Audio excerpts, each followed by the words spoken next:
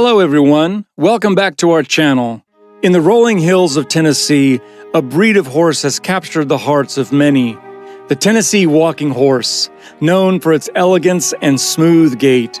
These magnificent creatures have long been cherished for their beauty and versatility. The Tennessee Walking Horse National Celebration is the largest horse show of the Tennessee walking horse breed, attracting approximately 2,000 horses and 250,000 spectators to Tennessee each year since its inception in 1939. The celebration became a tradition like no other for the walking horse industry, including fans, exhibitors, and trainers from across the country. But behind the scenes, a dark secret lurks, shrouding the Tennessee walking horse industry in controversy. For years, the mistreatment of Tennessee walking horses has cast a shadow over their reputation and well-being. One of the most disturbing practices that has come to light is the cruel and inhumane method known as soring. Soring is the practice of intentionally inflicting pain or irritation to the lower legs and hooves of a horse to enhance its gait and create an exaggerated, high-stepping action known as the big lick. The goal is to make the horse lift its feet higher and exhibit a more extreme leg motion during shows and competitions. Unscrupulous trainers and owners use caustic substances such as mustard oil, diesel fuel, kerosene, or other irritants to coat the horse's lower legs. These substances cause inflammation, pain, and blistering of the skin. A sored horse's life is filled with fear and pain. A horse can be left in his stall for days at a time while being sored, his legs covered in caustic chemicals and plastic wrap to cook the chemicals deep into his flesh. In training barns where soring takes place, it is common to see horses lying down in their stalls, moaning in pain.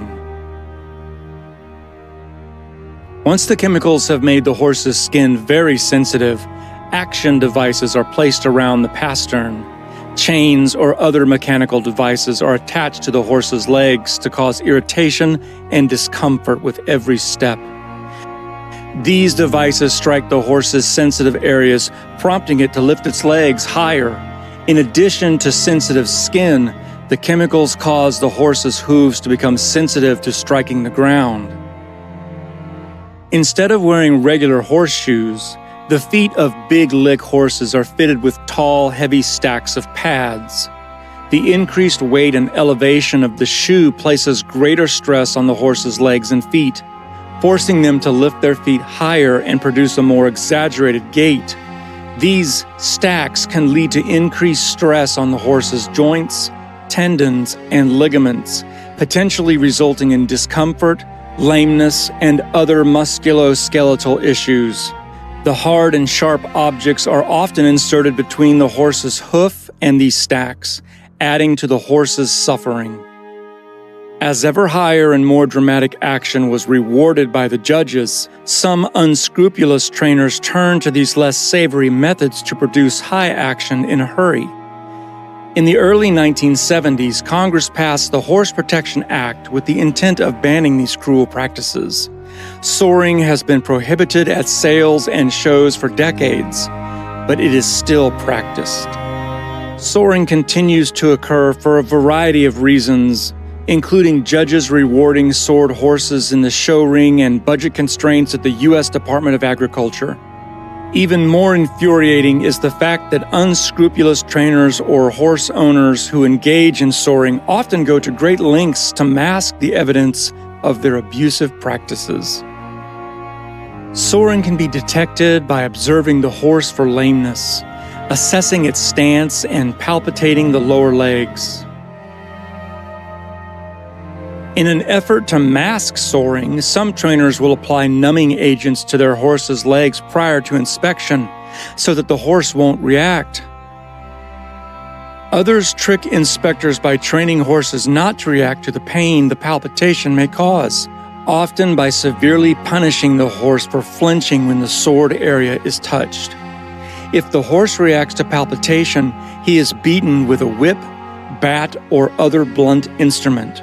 The horse learns to be more fearful of the beating than the pain in his leg and learns to stand quietly. Furthermore, some trainers will attach alligator clips and other pain-inducing objects to sensitive parts of the horse prior to inspection, causing him to focus on the new source of pain rather than his legs and feet.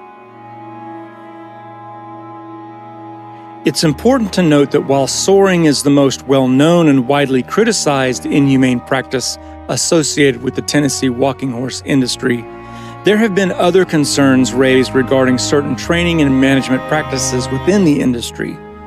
For example, using a noseband that is too tight can cause discomfort, restrict breathing, and compromise the horse's natural balance and freedom of movement. Some horses are forced to overtrain by overweight trainers at a young age, causing irreversible damage to their bones. There's also many horses who are kept in confinement for extended periods without adequate access to exercise, grazing, and social interaction, and they may never meet another horse in their lifetime. But amidst the darkness, there is hope.